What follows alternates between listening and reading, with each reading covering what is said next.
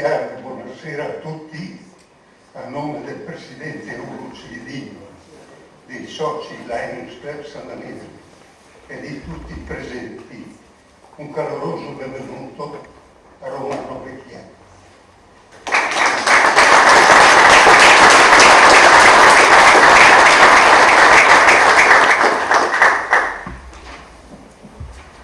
Questa sera ci presenterà il suo libro Quel lento viaggio in collina, storia di San, Udine, Pagaglia, San Daniele, come possiamo notare dal fogliettino. Dialogherà con l'autore Angelo Floro, socio onorario di questo premio. Ci onorano con la loro presenza Ugo Cividino, coordinatore multidistrettuale Lions per il concorso musicale europeo ed anche presidente della Lions. Simonetta Stabellini, presidente del Lions per Benzoni. Sindaco arrivato. Paolo Mocchi, presidente dell'associazione Costituzione. Paolo Spagnol e Caterina Flaviano in rappresentanza dell'Isis Mazzini. Ospite di Giorgio Beltrame, Alessandro Fontanelli. Ospite di Roberto Peressutti, Amelio Orlando.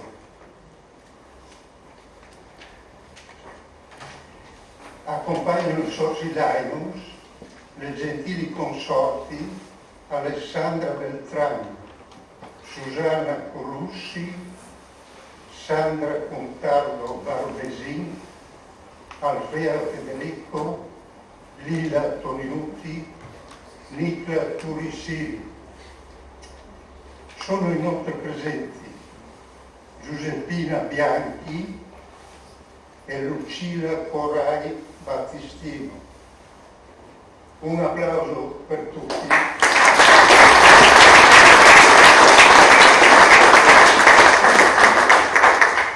Grazie.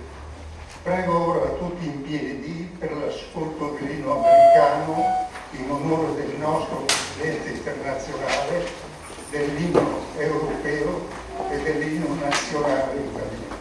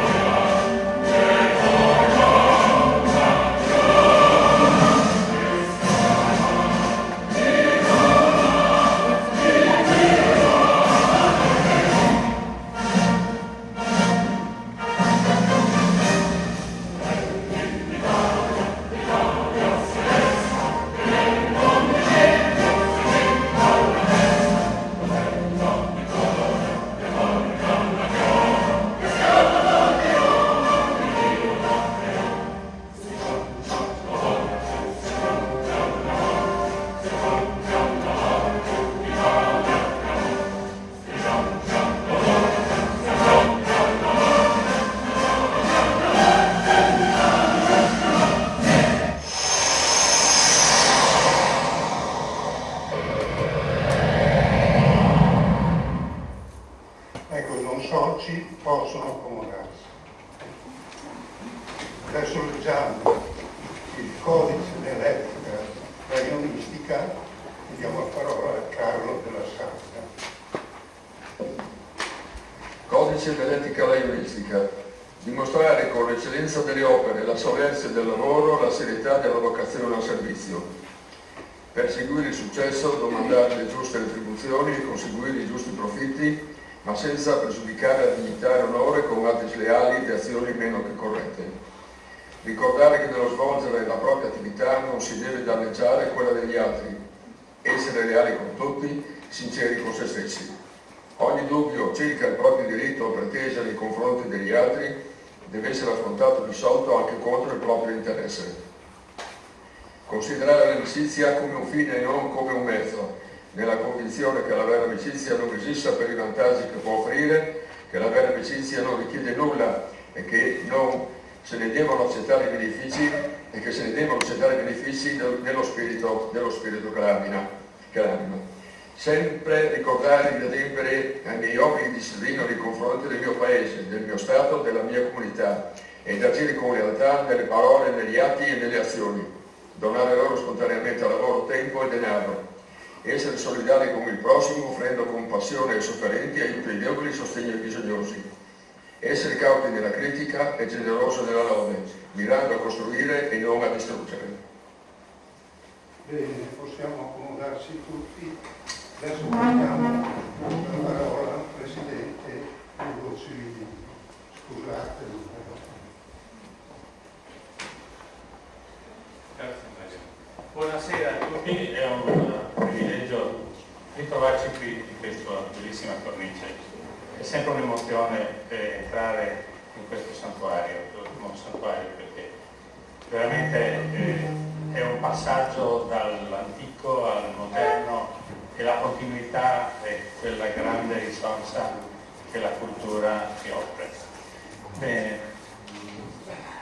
prima di presentare l'oratore di questa sera, il professor Romano Vecchietti, che ci presenterà un libro dedicato, secondo me, a un'icona, no? della nostra scolarità. Comunque leggo piuttosto perché sennò poi mi dilungo troppo. Trambi San Daniele è come una storia nella storia.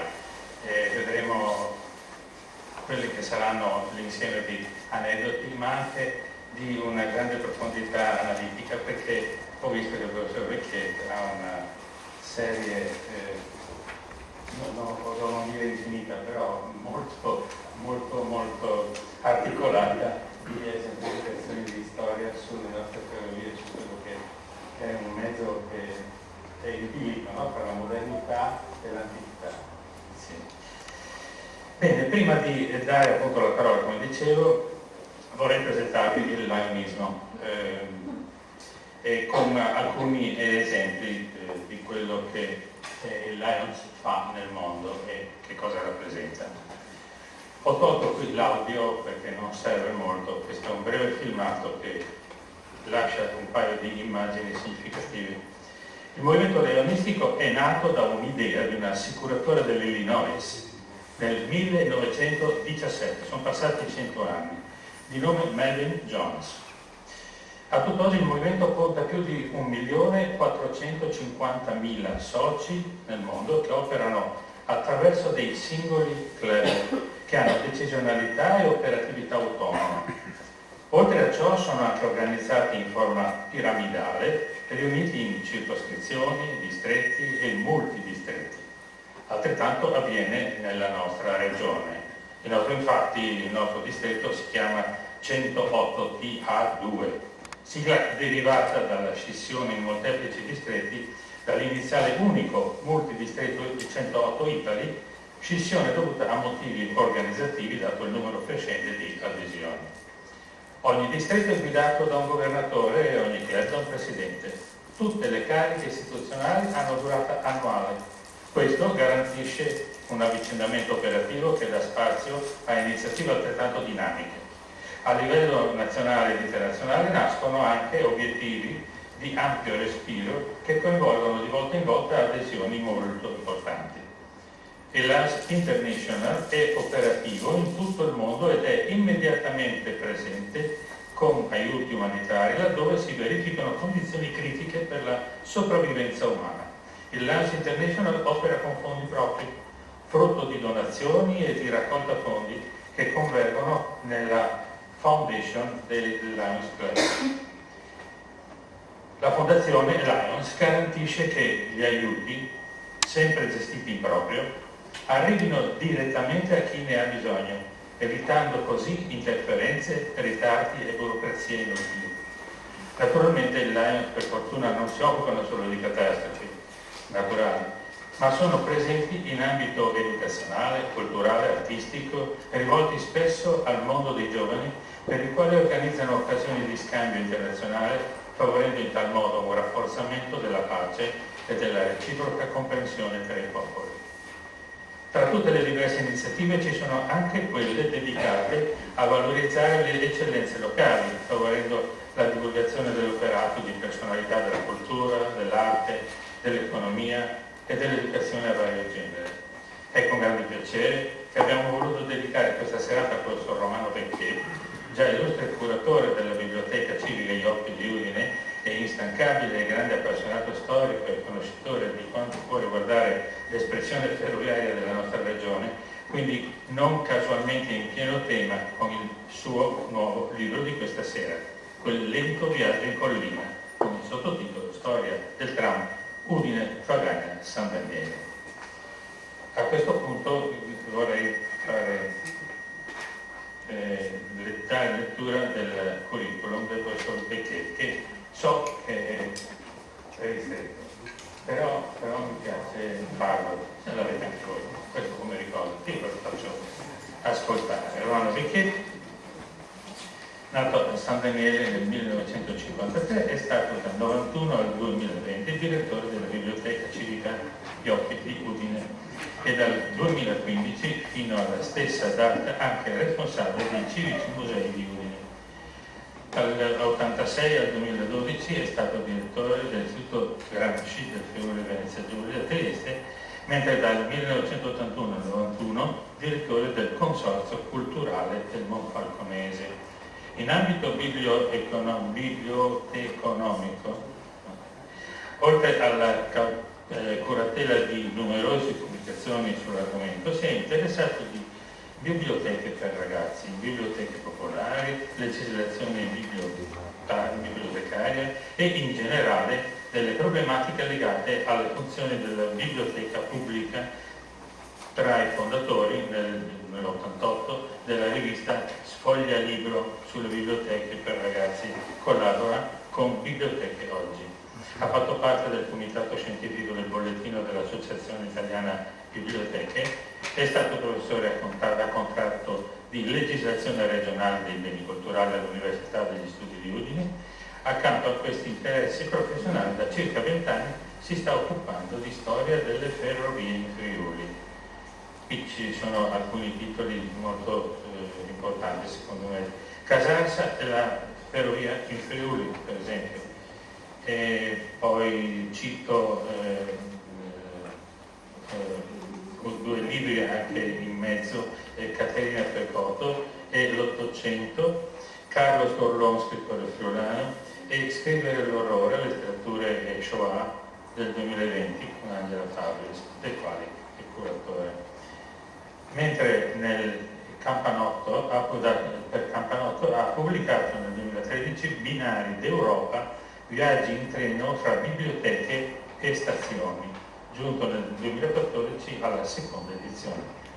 Un'impegnativa sua opera è uscita per Forum, editrice universitaria udinese, e raccoglie 13 saggi di carattere storico ferroviario, treni d'archivio, capitoli di storia delle ferrovie in Friuli, in seconda edizione nel 2016.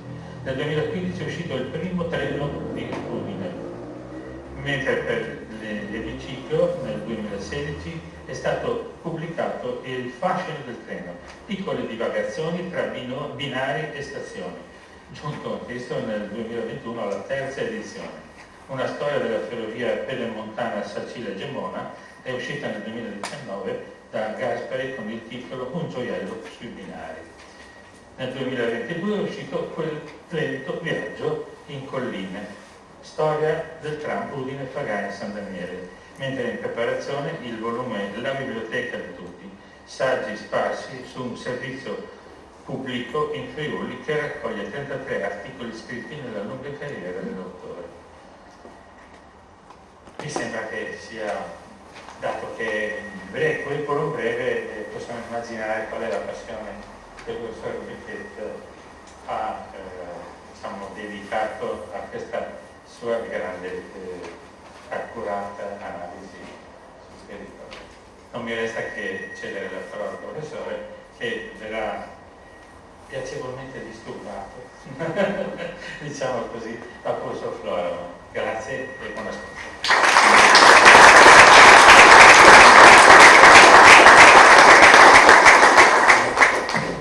Allora limiterò il mio disturbo ad una brevissima prolusione iniziale, poi se del caso porremo un po' anche tutti insieme, se vogliamo, delle domande a Romano. Intanto ringrazio tutte e tutti della presenza, la direttrice della biblioteca, la dottoressa Sabina Francescato, che funge da padrona di casa anche questa sera, ha reso possibile assieme all'amministrazione, come diceva il Presidente, questa aula così importante per le memorie della comunità e non solo della comunità di San Daniele. E allora, come suggestione iniziale, mi piaceva proprio partire dal fatto che la cultura è qualcosa che viaggia, si sposta all'interno dei nostri paesi, si muove sui bordi delle cose, sui bordi delle case, ai limitari dei campi.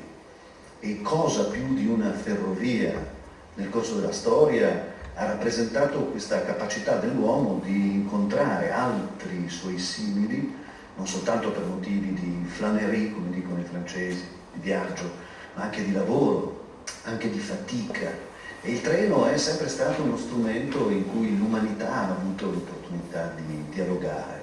È vero, esistono nei treni gli specchi di quella che è la sciocca divisione in ceti e in classi della società. C'è una prima classe, c'è una seconda classe, ci sono stati dei tempi infelici in cui esisteva anche una terza classe, però è anche vero che tra vagoni e vagoni il mondo aveva l'opportunità di dialogare, di incontrarsi, di scambiare idee. La Vacchia di San Daniele, come spesso veniva soprannominata in termini affettivi, forse ha rappresentato anche tutto questo, e quindi intanto è un piacere avere Romano, quindi il dottor Bechet, qui, anche perché aggiungo tra l'altro che è uno di coloro che hanno messo i semi della biblioteca moderna subito dopo il terremoto. Questo è un senso importante anche nel recupero del nostro passato, perché ha sempre saputo mettere insieme in una maniera molto pregevole, molto attenta, il concetto che si ha generalmente di cultura come trasmissione del sapere, ma anche quell'opera attenta di divulgazione, di partecipazione, di colloquio, che lui per tanti anni come direttore della IOPI ha portato avanti, in cui ha creduto, proprio nelle presentazioni di libri come avviene questa sera. Questa sera è il suo libro che viene presentato ed è un libro importante, perché non è un punto d'arrivo, come lui ben sa, come ogni stazione non è mai un punto d'arrivo, ma un punto di transito per tante altre esperienze, per tante altre possibili divagazioni. Sicuramente coloro tra voi che avranno il privilegio di poterlo sfogliare si renderanno conto di quanto in filigrana un tracciato ferroviario, anche se piccolo, sappia raccontare di un territorio, sappia raccontare non solo il territorio dal punto di vista dell'occhio tecnico, dell'esperto, ma quasi dell'antropologo, del curioso, che al di là di dati che ci sono, i documenti che vengono messi a disposizione, si innamora proprio di quella umanità che si fa paesaggio, che si fa incontro. Quando scorrono i finestrini di un treno, diceva il grande Plekhanov, che aveva contezza anche di storia del cinema, è come se ci fossero i frame di un cinema che scorrono, no? Di un film che scorrono alla nostra attenzione, e quindi è come se il treno diventasse una macchina delle meraviglie, non solo perché attraversa i territori, ma perché coloro che ci stanno dentro vivono un territorio in maniera cinematica, un territorio in movimento, capace di cambiare. E allora, bene, importante un lavoro del genere. Io non so nemmeno quando Romano abbia coltivato inizialmente questa malattia, che ovviamente è una deformazione basagliana, di cui siamo grati ovviamente, ma tra tutti i suoi libri, e poi gli cedo davvero la parola, quello che a me ha emozionato di più probabilmente è quella Erranza pubblicata da Ediciclo, in cui addirittura va a ricercare come le sue due grandi passioni della vita, il libro e il treno, si possono mettere insieme raccontandoci di queste stazioni che sono stazioni biblioteche, che sono vagoni e binari che si possono trasformare in biblioteca. E chiudo, c'è una certa analogia allora tra il libro, la stazione e il treno, un'analogia importante che quasi giustifica, non ne avremo bisogno ovviamente, ma quasi giustifica e sottolinea ed evidenzia ancora di più la presenza di una presentazione del genere in biblioteca guarneriana, e cioè un libro, così come un treno, è sempre un viaggio, e un viaggio diventa importante soltanto quando lascia memoria di sé. Ogni tracciato ferroviario innerva in qualche modo il nostro territorio e i territori vicini, ed è come un disseminare memorie, emozioni, suggestioni che tutti noi ricorderemo e che diventano parte di questo carnet di viaggio che oggi è anche un bel lento andare, non solo attraverso i paesaggi della collina, ma anche attraverso una documentazione che diventa narrazione e quindi molto preziosa. Romano, Vecchietto.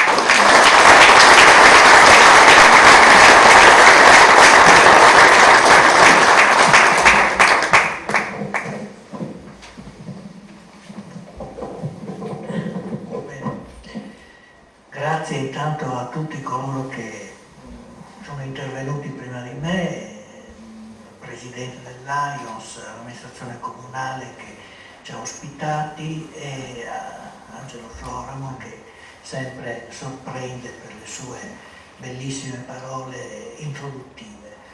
E mi è poi particolarmente caro questo ambiente perché, insomma, lo ricordo ancora una volta, io qui ho cominciato a lavorare, la guarneriana, il professor Meinat, Giampaolo Meinat, è stato il mio mentore, insomma, negli anni 75, 76, 77, e quindi la mia prima impronta professionale l'ho ricevuta proprio qui.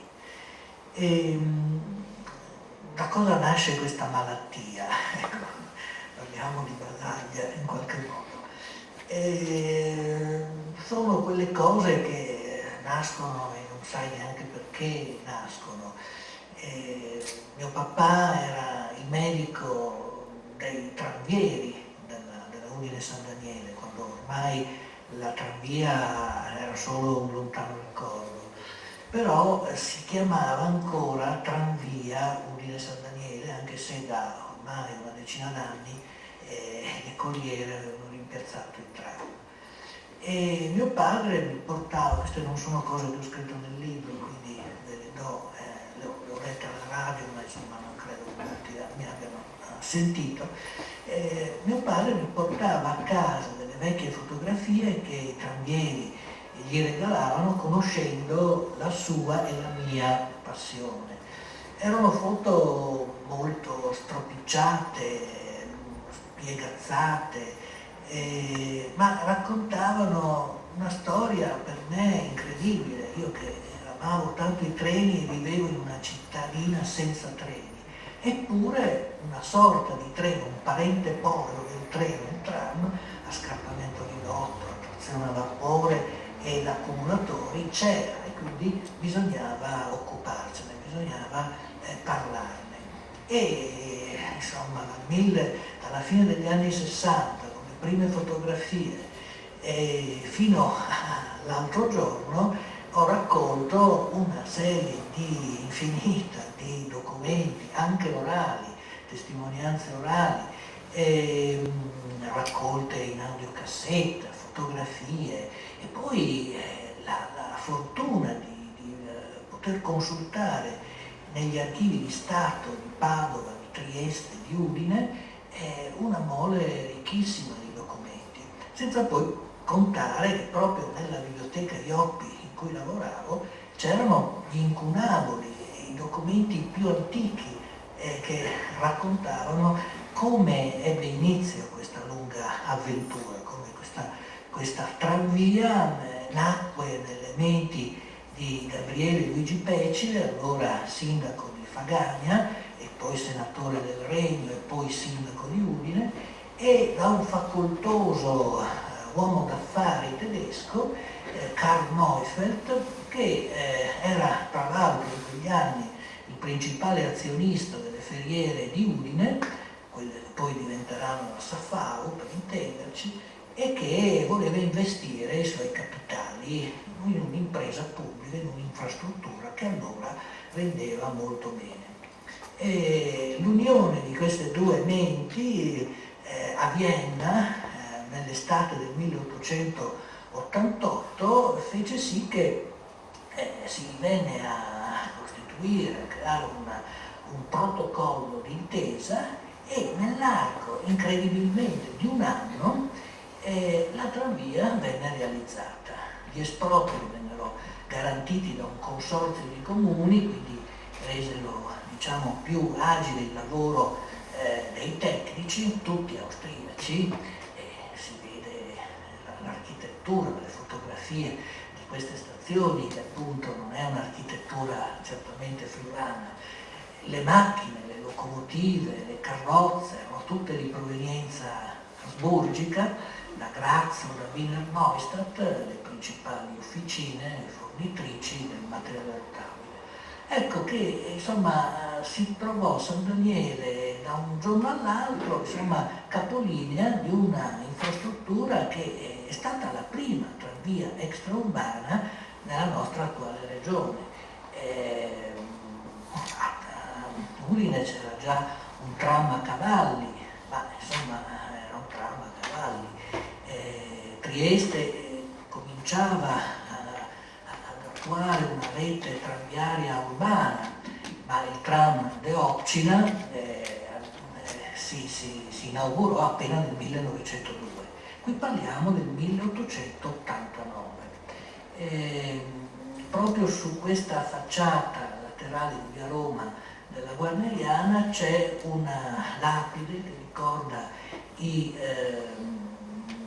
principali eroi dei monti risorgimentali friulani, che venne inaugurata proprio il giorno dell'inaugurazione, il 29 settembre 1889, della tranvia Udine-San Daniele. E poi c'è una seconda lapide che ormai sta quasi scomparendo ed è sempre più difficile da leggere, sulla casa di Teobaldo Cicconi in via Cicconi, che ricorda appunto la data del 29 settembre 89, non certo per glorificare il tram non ha avuto mai nessun monumento, nessuna lapide, ma per ricordare che quella era la casa di Teobaldo Cicconi.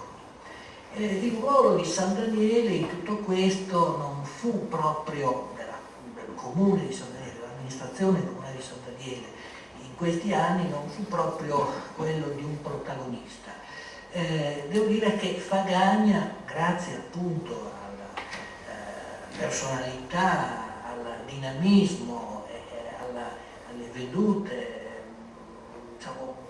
progressiste di Gabriele Luigi Pecci, nonostante questo fosse un conservatore invece in politica, insieme al denaro fornito da Karl Neufeld e dalle sue banche, fecero il miracolo di questa tranvia. Il libro è nato appunto da questa passione ed è andato avanti grazie a un finanziatore che mi preme assolutamente di ringraziare, perché ogni tanto me ne dimentico, che è Elia Tomai. Non so se è presente qui in sala l'ex sindaco di Fagagna, attuale direttore di Chiese Coccelle o dell'Ecomuseo per la gente di Collina di Fagagna, che mi ha detto semplicemente: Romano, datti da fare, non ti diamo limiti, puoi scrivere tutto quello che vuoi, tanto sarà questo il libro definitivo sulla tranvia delle Salvaniere. E quindi l'ho preso alla lettera. Forse lui e i ragionieri dell'ufficio di Chiese Coccelle non si sarebbero immaginati che sarei arrivato a tanto, però insomma mi hanno lasciato fare e li devo ringraziare. Nessun editore si sarebbe sobbarcato un'impresa del genere e devo dire poi il prezzo di vendita è stata un'altra sorpresa, perché un libro di 240 pagine a un prezzo così di 15 euro per qualsiasi libraio è quasi un affronto, insomma,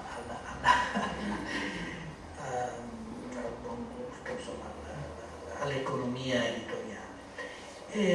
Che cos'è stato il tram di Salvaniere? La Bacchie. Ecco.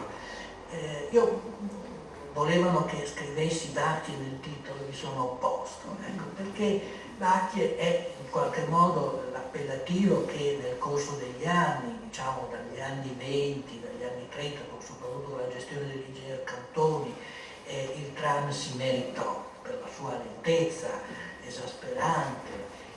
In un documento inviato a un deputato del secondo dopoguerra si parla appunto di una tranvia quasi diabolica, perché deragliava continuamente, i ritardi erano incessanti, insomma era una tranvia completamente da rifare e necessitava di investimenti finanziari assolutamente ingenti, e allora appunto nessuna amministrazione, non solo quella di San Daniele, di Fagagna, di Martignacco, si sognava di investire. Solo le grandi città metropolitane, Milano, Torino, Roma, Napoli, salvarono le tranvie extraurbane. Perché? Perché c'era un molto elevato numero di passeggeri, di merci che si potevano trasportare, quindi diventavano diciamo abbastanza redditizie. Ma quello che anche ho subito capito, sfogliando soprattutto i giornali dell'epoca, è che ormai il tram negli anni 40, nel secondo dopoguerra, era considerato un mezzo di trasporto assolutamente obsoleto, che ricordava momenti terribili, ricordava il fascismo, ricordava gli anni bui della seconda guerra mondiale, ricordava anni di miseria. Insomma, dopo la fine della guerra, insomma, la motorizzazione privata, la Vespa, la Lambretta e dopo la Topolino, la 500, la 600, insomma, erano i segni della libertà che ormai anche il pendolarismo verso Udine insomma, aveva ormai i suoi emblemi, le sue icone. Non era più il tram che apparteneva ormai al passato, ma erano gli autobus, gli scooter, insomma, le utilitarie del tempo. Ecco, di fronte a questo progresso, ogni epoca ha il suo progresso. Negli anni 80 dell'Ottocento il progresso era rappresentato dal treno, dal tram, chiaramente nel secondo dopoguerra non era più così. Ecco, di fronte appunto a questa situazione è interessante vedere come le amministrazioni comunali rispondono, no, a questa crisi del trasporto pubblico. C'è un personaggio che emerge naturalmente tra tutti i politici che ho considerato e che è uno dei massimi esperti di tecnica ed economia dei trasporti di allora in Italia, che era anche ministro dei trasporti, l'ingegner Corbellini.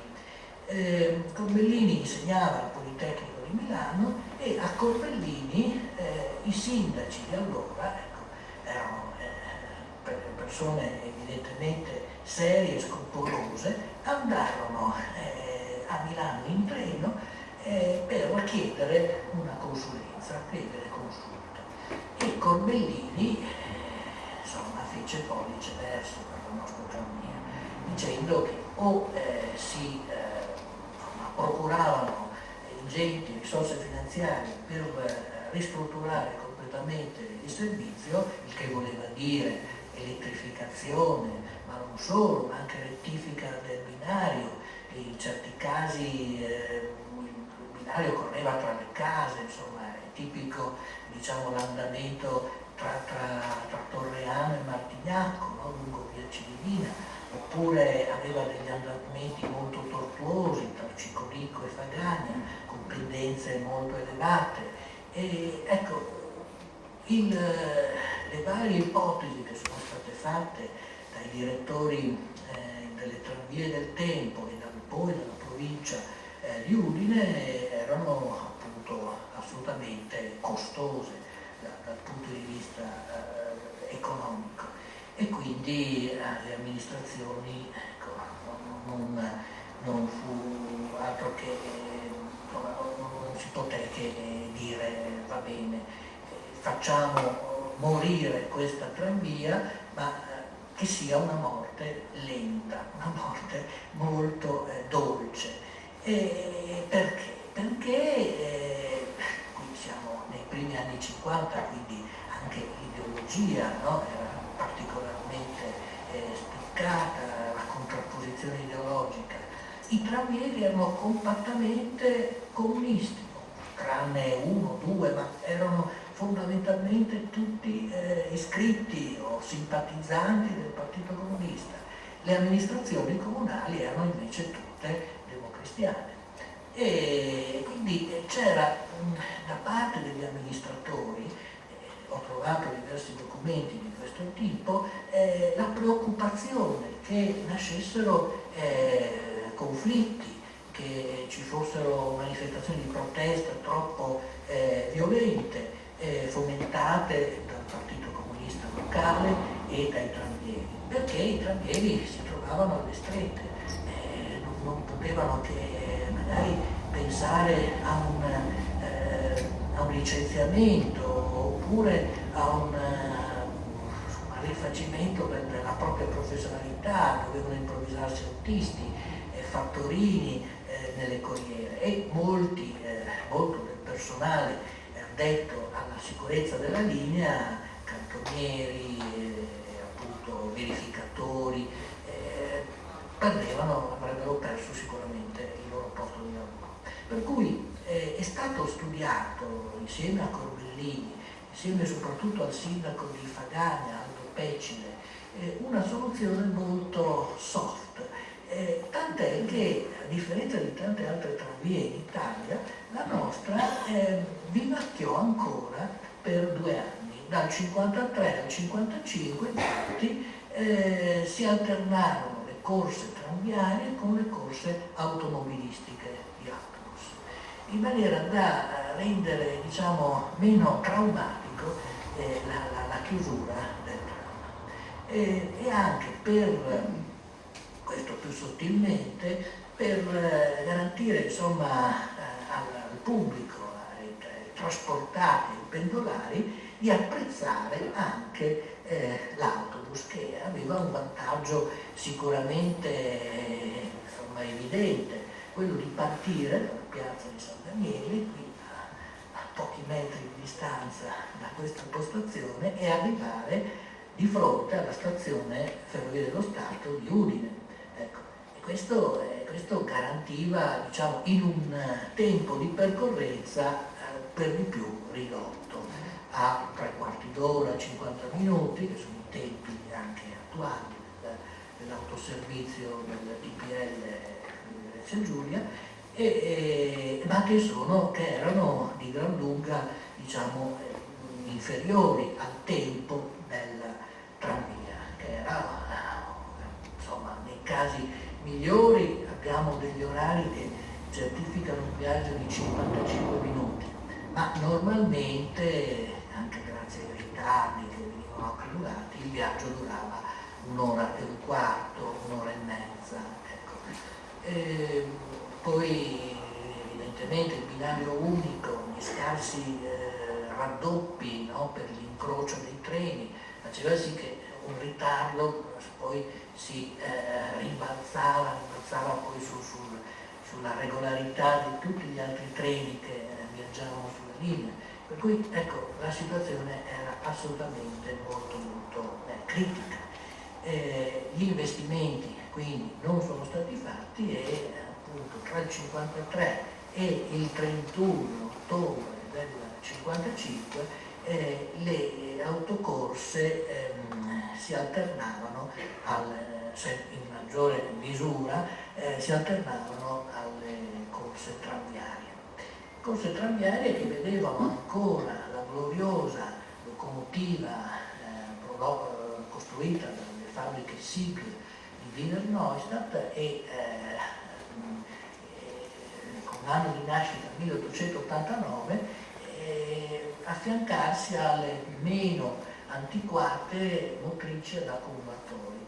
Faccio una parentesi, poi magari interrompi, perché sennò io andrei avanti fino a notte fonda. Giacomo Cantoni, che ho già nominato, un ingegnere del comune di Udine, che tra l'altro poi si licenzia e si mette in proprio da libero professionista, nel 1924 assume la gestione della provincia di Udine, assume la gestione del tramvio. E diciamo in un primo momento tutti si meravigliano di come insomma un ingegnere, per quanto di famiglia molto facoltosa, faceva parte diciamo della Udine Bene di quegli anni, si mettesse in un'impresa del genere. Ma perché? Perché aveva studiato un sistema estremamente innovativo, anche dal punto di vista proprio tecnologico, aveva pensato di trasformare delle carrozze a carrelli in automotrici ad accumulatori, cioè a batteria. Queste automotrici avevano un'autonomia di 180 km, per cui ricaricate la notte a Udine potevano garantire fino a 5 viaggi, insomma, di andata e ritorno tra Udine e San Daniele, insomma, per un'autonomia fino a 180 km. Tutto sarebbe riuscito perfettamente se la potenza delle motrici fosse assolutamente inadeguata. Queste motrici lungo le pendenze più forti tra Ciconicco e Fagani, o tra Giallons e San Daniele, che erano pari al 25 per 1000, non riuscivano a trainare più di 1 o 2 vagoni al massimo. Per cui quando ne avevano di più, ecco che subentra il nomignolo famigerato di Bache, insomma la gente era costretta a scendere e qualche volta anche a spingere.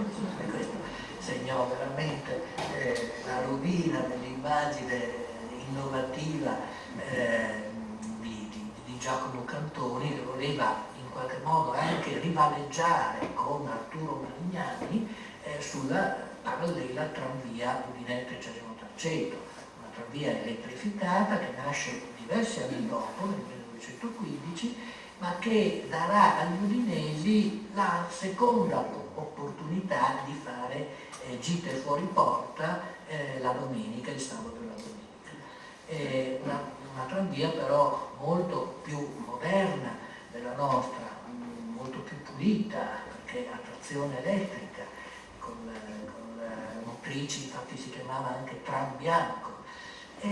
Giacomo Cantoni però subì questa concorrenza e cercò in qualche modo di procurarsi un po' di fans, di turisti della domenica udinesi con proposte di biglietti scontati la domenica. Attenzione però, biglietti scontati solo per gli udinesi che dovevano recarsi a San Daniele la domenica, non per i sandanielesi che volevano recarsi a Udine la domenica. E questo diede adito a delle polemiche velocissime da parte di Quintino Ronchi, allora sindaco e poi podestà di San Daniele, che insomma si raccontano appunto nelle pagine del libro, perché insomma era un affronto che i sandanielesi non potessero recarsi a San Daniele, a Udine con il biglietto scontato, e gli udinesi invece sì, all'opposto, nella direzione opposta. Altre cose così che mi vengono in mente parlando è la scarsissima documentazione invece che c'è sui nostri amministratori, sulle personalità politiche, amministrative più che politiche, sui sindaci. Ecco, recuperare una fotografia di un podestà di San Daniele, a parte Quintino Ronchi, ma tutti i podestà che sono succeduti dopo Quintino Ronchi, è stata un'impresa titanica. Ecco, in certi casi anche il nostro ancora amato e ricordato Giorgio Zani, il sindaco che però, ecco, dobbiamo riconoscerlo, è stato l'affondatore del tram, no? Forse il sindaco più convinto che già nei primi anni 50 il tram doveva cessare il prima possibile il proprio servizio. Ecco, recuperare una foto dei primi anni 50 di Giorgio Zani è stato impossibile, anche perché le uniche fotografie che abbiamo recuperato grazie al figlio Alfonso si sono perse lungo il tragitto Strasburgo, San Daniele del Friuli per posta, e non sono state recuperate e non erano state digitalizzate per cui ecco, di Giorgio Zani avrete una foto di gruppo con gli alpini sul castello, però è del 59, non è proprio quello che avrei desiderato, perché di tutti i sindaci, di tutti i consiglieri anche comunali di San Daniele, per cui il professor Beinat, l'insegnante Ennio Pagnutti, che è stato anche il mio maestro elementare, l'ingegner Guano, no? Che facevano parte della minoranza consigliare di centro-sinistra del comune di San Daniele, ecco, di questi ho voluto ricordare le sembianze pubblicando appunto le foto, anche le foto dei sindaci, che vedete, il sindaco Martinuzzi, il sindaco Fazzutti, ecco, che hanno preceduto la più lunga amministrazione di Giorgio Zani. Ecco, però certo c'è stata molta difficoltà a rintracciare l'iconografia, non solo del tram, ma questo si sapeva, anche delle stesse personalità che poi decidevano, no, sul destino di questo tram. E questo è un libro in effetti che racconta proprio in parallelo sia il viaggio tecnico, tecnologico di questo tram, con le sue continue cadute, con le sue continui scontri, deragliamenti, svii, no, difficoltà. Pensate che durante la seconda guerra mondiale era preso d'assalto da oltre 600 passeggeri alla volta, quindi diciamo che è come se un treno Frecciarossa con 11 carrozze, ecco, si concentrasse nella nostra minuscola tranvia di San Daniele con 10 carrozze a 2 assi. La cronaca di un incidente avvenuto a Ciconicco nel 1945 con un morto per lo svio del convoglio, tra l'altro in doppia trazione, questo lo dico per gli appassionati presenti in sala, doppia trazione, locomotiva a vapore e automotrice ad accumulatori, e a un certo punto a una curva si ribaltò l'ultimo vagone, era un vagone merci adattato a trasporto passeggeri, e in questo vagone passeggeri si contò l'unica vittima, ma era appunto un carro chiuso che conteneva 60 persone in uno spazio di pochi metri quadrati. Pensate appunto a come si viaggiava, e questo più in qualche documento si parlava proprio di una tranvia maledetta, no? Una tranvia maledetta che piaceva poi agli udinesi per i loro viaggi fuori porta nel fine settimana, che nostalgicamente insomma piaceva anche ai sandanielesi, ma anche certamente ai pendolari che lavoravano magari alla Tortora, a Udine, costretti, no, negli uffici, nelle fabbriche, durante appunto l'occupazione nazista di queste terre. Certo, viaggiare così, insomma, in condizioni così disagiate non era certamente piacevole. Ecco, il dramma racconta tutto, ecco, senza troppe nostalgie, ma raccontando appunto la verità e anche raccontando come poi alcuni scrittori ne hanno parlato. Ho scoperto per esempio la figura di un sandanielese, di cui anche con Valerio Mattioli non siamo riusciti molto bene a ricostruire effettivamente chi fosse, ma pare che poi ci fosse questo signor Macoritto, Ottorino Macoritto mi pare si chiamasse, si impiegò nelle ferrovie, ha lasciato uno dei racconti più belli del tram negli anni 50, insomma, e l'ho contrapposto a un racconto di Giorgio Zanni che invece, da vero amministratore qual era, diceva la verità, parlava di Dacia. Macoritto invece ne parlava sì, ma insomma quasi scusandosi di questo appellativo che insomma non volevo utilizzare.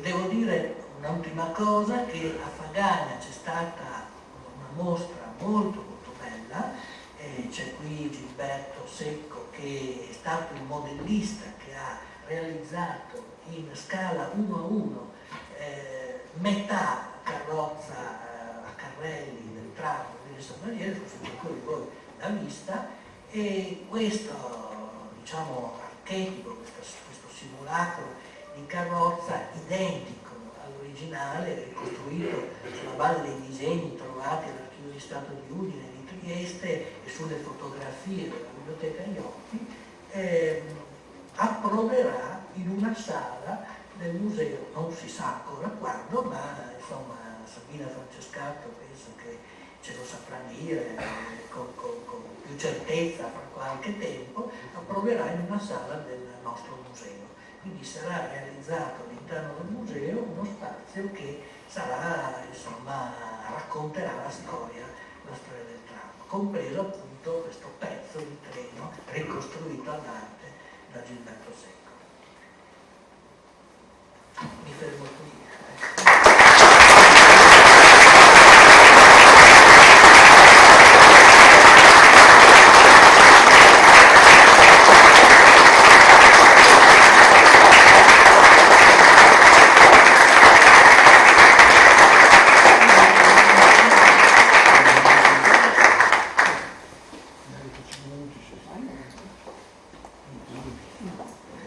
Qualcuno vuol farmi delle domande?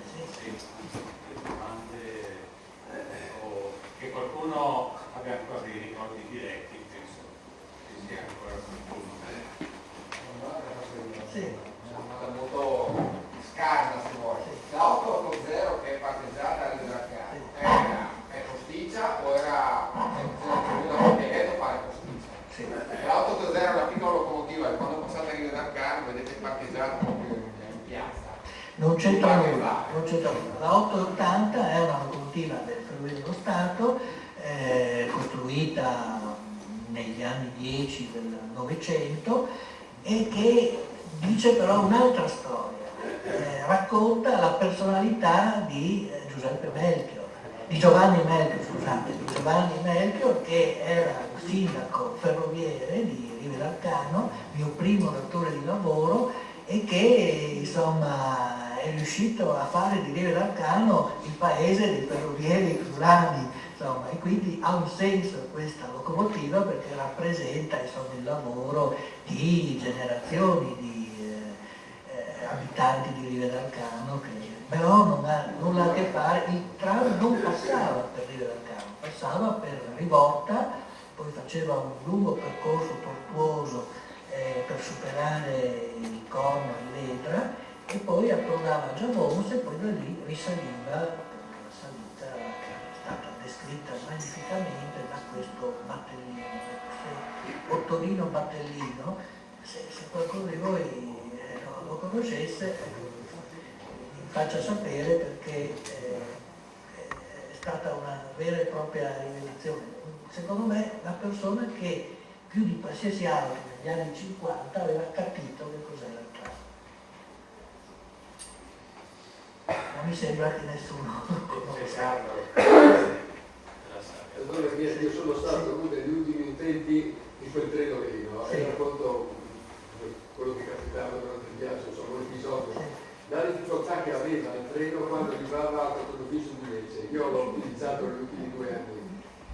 Quando erano specialmente giornate invernali con cazzo, con rotaie, diciamo, sinuose, in particolare, la salita dei tornoni, del tornoni del Crocifisso, la faceva con una lentezza super lenta, per cui si poteva tranquillamente scendere dal treno, seguirlo lungo la salita e salire. Ecco, questo era molti usavano fare questo, saltavano giù, lo seguivano a piedi, poi tornavano da su, riprendevano il treno, che viaggiava lentamente sempre, non aveva così velocità.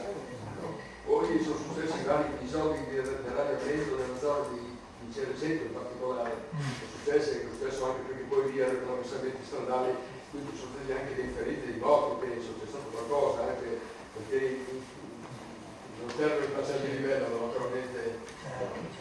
Io mi ricordo questo, che ovviamente andavo a Udine a fare la terza media, no, dopodiché mi sono entrate le corriere, quelle acqua, quelle grandi corriere, e proprio viaggiavo, raccontavo anche recentemente, viaggiavo con l'ingegnere, ora purtroppo defunto, Ernesto Colucci, che è il fratello di Gino, e eravamo molto amici, addirittura usavamo prendere il treno la mattina a Martignaco, io prendevo a Martignaco dove vivevo a Morozzo, vivo ancora a Morozzo, no, lo prendevo a Martignaco e noi ragazzini non avevamo problemi differenti, eccetera, ci si vedeva che il treno era molto occupato, anche non è che si andava a sedersi nelle carrozze, si stava sui pendelini, no, sulle terrazzini. Sì, sui terrazzini, ecco. Addirittura noi andavamo molto spesso sul terrazzino della prima carrozza dietro la locomotiva,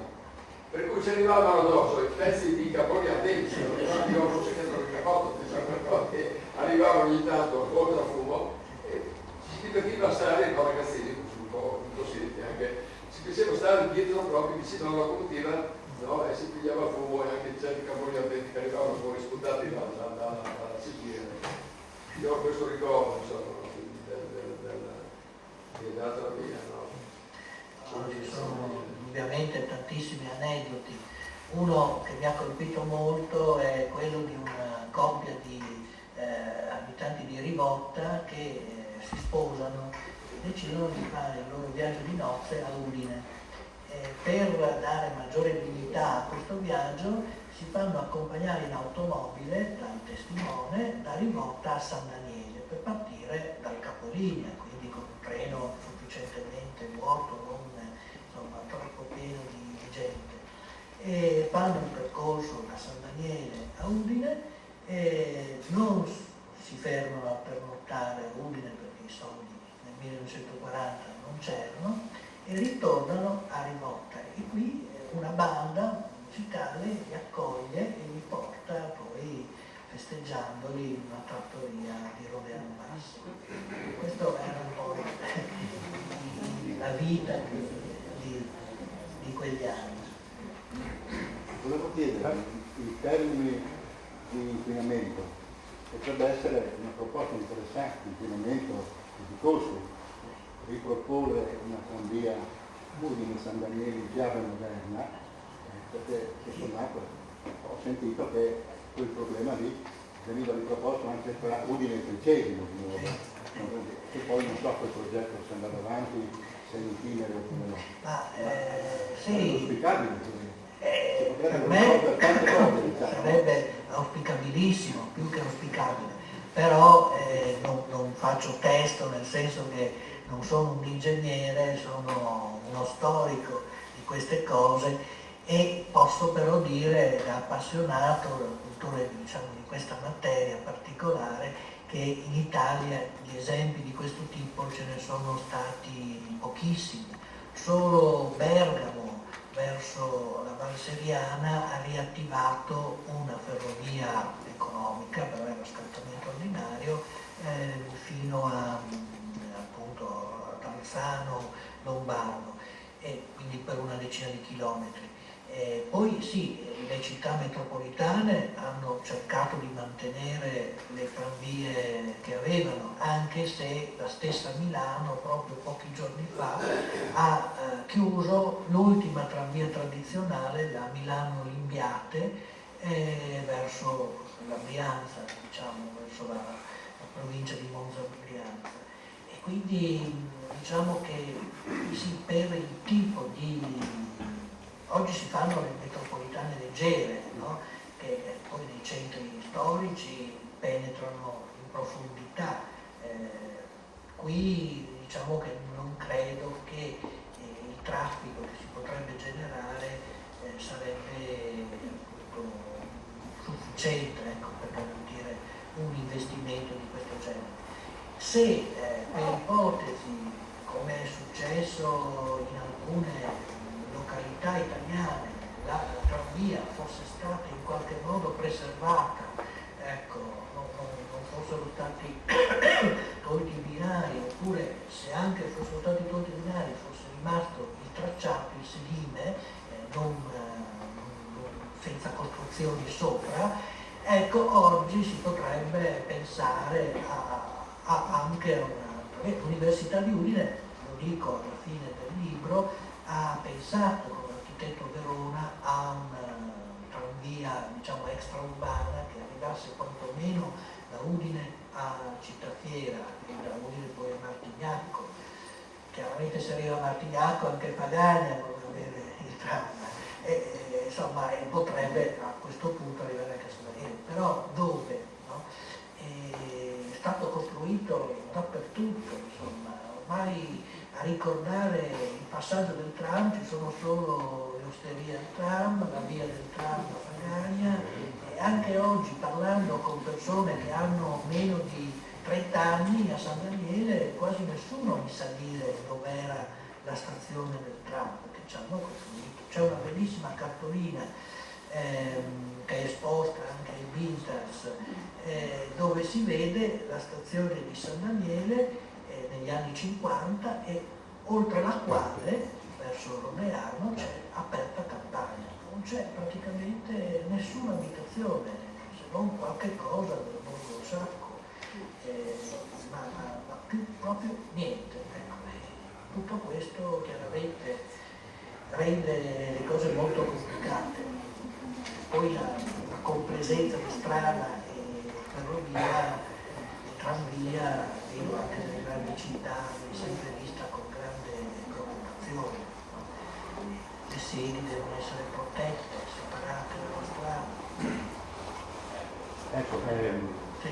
il proseguo della linea con Pinzano e la stazione mista che doveva essere in via Montefesta, che mi sembra sia stata fatta l'inaugurazione. Sì.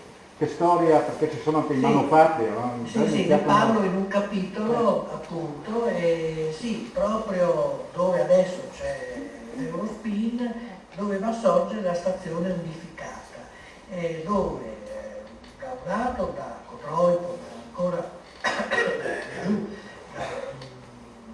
da Lattisani, insomma, doveva arrivare una ferrovia a scartamento ordinario che doveva congiungersi con la tramvia Udine-San Daniele.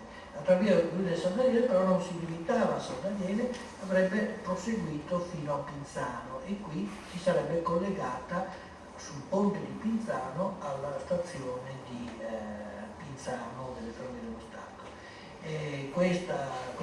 Questo prolungamento è stato realizzato nel 21-22, nel 121-122, poi sono finiti quei pochi soldi che erano stati trovati e è rimasta in piedi per diversi decenni la stazione di Ragogna, che adesso è stata trasformata in una casetta anche molto carina, e poi il portale è un foro, diciamo il principio di un tunnel sulla sponda di Ragogna del ponte di Pizzano. Ecco, lì doveva sbucare il Pizzano. Poi c'è un ponte tu, più o meno, a San Pietro di Ragogna, e qualche ponticello che si intravede ancora tra San Daniele e Ragogna e Pignano.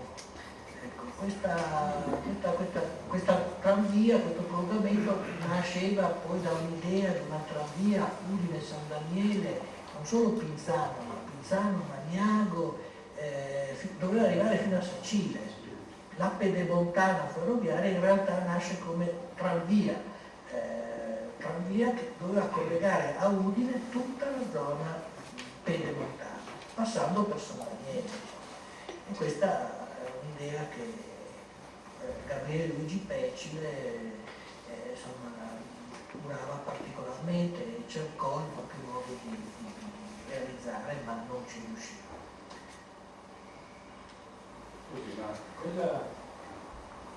io ricordo che andavo a Udine con l'Olivo, Sì. con lo scigliero volante, quindi si arrivava dopo Colloredo andando a Udine, c'era l'unica S, Sì. ma non è mai stato costruito. Lì Sì, c'è stata allora, la... quando si decise di non costruire più il tratto da San Daniele a Pinzano, ecco, emerse l'idea di un collegamento ferroviario da Udine a Maiano, la stazione di Rivoli di Sopra e Maiano, attraverso una ferrovia che passasse per Bagnacco, il famoso ponte, no, sul Cormoro, prima di Bagnacco, visibile anche adesso, ancora perfettamente integro, e passare poi per Colloredo, dove adesso hanno costruito una strada provinciale, insomma, sì, esatto, sullo stesso sedime, allargando un po'. Fino al terremoto esisteva anche la stazione di Colloredo e la stazione di Buia. Di tutto questo rimane, ahimè, la ritirata. Non spiego a voi che cos'è la ritirata in linguaggio ferroviario, è un casotto diviso tra maschi e femmine, ecco, questa si chiama ritirata, che si trova a Santo Stefano di Buia, lungo da mezzo sepolcro della Lega, dei Rampicanti, ma si trova ancora, è l'unica. E poi ecco un'altra ritirata vicino, appunto, più vicino a Colloredo, in un deposito di materiali di FVG che è stato restaurato. Sul Cormoro, quel ponte imponente Sì. attraverso il Cormoro, è una roba imponente che è ancora visibile, no? Che probabilmente diventerà ciclabile. Poi c'è la stazione ferroviaria a Costragone, Sì, dove c'è assolutamente. stampa lì Sì, è molto caratteristica, rossa. formaggi, eccetera, no? La ditta. C'è merita questo ponte, è una cosa imponente che merita essere vista. Si arriva da Bagnacco, si scende sulla stradina che porta giù, c'è ancora questo enorme ponte che è un'opera bellissima e imponente. È stata costruita. E a parte quel tracciato della strada che Colloredo va su verso Buia è stata costruita sul disegno che doveva essere, non era ferrovia come la Felata, no? Quella che lo so, Portogruaro, che anche lì è il sedime della ferrovia. Erano opere fatte in previsione, faceva parte di quel sistema di difesa militare, no? Che fa parte anche di tutte le fortificazioni, Campo, Corocon, Pagagna, eccetera, che vanno fino al Monte Festa San Simeone, no? Fa parte di quel progetto politico anche di difesa da eventuali invasioni militari, no? Invece è venuta a essere denotata, per cui tutte quante queste sono state addirittura un gravissimo errore che è stato fatto, no? Sono stati trasportati all'inizio della prima guerra mondiale tutti i grossi cannoni che c'erano su queste fortificazioni sono stati portati sul fronte, quando è venuta nel 17 la lotta di Caporetto, che avrebbero potuto bersagliare, no? Anche i cannoni che dicevano che erano piazzati sulle fortificazioni scorinali potevano fermare l'avanzata, diciamo, ma non c'erano più cannoni, perché dopo gli anni erano le truppe austro-ungherese, i nobili avevano potuto controllato scarsa resistenza. Bene, credo che ci stiamo avviando, se non ci sono altre domande, curiosità, naturalmente sì, si potrebbe continuare a discutere, ad ampliare l'argomento, ma credo che lo stile così come il professor Kiet ci ha presentato questo ricordo, non è che è un ricordo, non è altro, ma è bello avere queste testimonianze. Voglio ricordare che ci sono a disposizione per l'acquisto qui dei volumi dell'opera ponderosa, che è fatta molto bene L'editore Corvino. sì, Corvino, l'editore Corvino. Ecco, non mi resta che ringraziare per la vostra presenza, per la pazienza e per la dedizione del professore, e vi auguro una buona serata. Alla prossima, io spero che sarete così numerosi anche nelle nostre prossime attività. A questo punto